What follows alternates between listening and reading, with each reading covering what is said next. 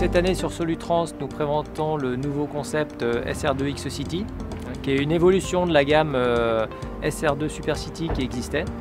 C'est un concept extrêmement innovant, puisqu'on a réussi à loger, et c'était tout l'enjeu du système directionnel, de pouvoir le loger dans un châssis avec un gabarit tout à fait standard.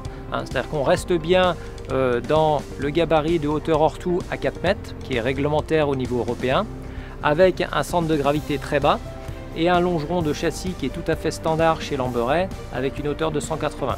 Donc tout l'enjeu technique, c'était de pouvoir loger le système directionnel dans un châssis standard. Donc l'enjeu technique est réussi puisqu'on est capable de proposer cette version dans plusieurs configurations. Elle est présentée ici sur une version 27 palettes. On l'a présentée sur notre stand sur une version 24 palettes, mais on est aussi capable de la décliner sur des versions 33 palettes en un essieu directeur ou 2 essieux directeurs.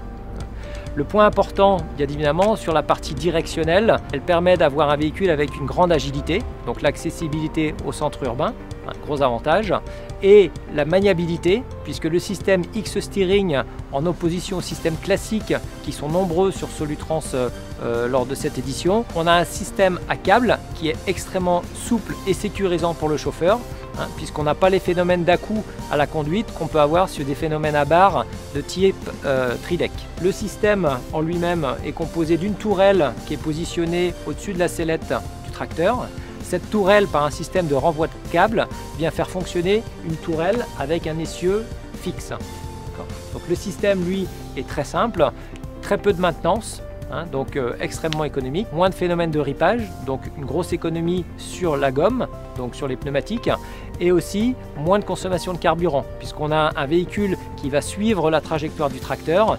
Donc lors des entrées en courbe ou des sorties de rond-point, on a moins de besoin de puissance, ce qui rend encore un avantage supplémentaire à cette version X-City, puisqu'elle est tout à fait compatible avec les tracteurs de nouvelle génération qui fonctionnent au GNV ou d'autres solutions autres que le gasoil classique.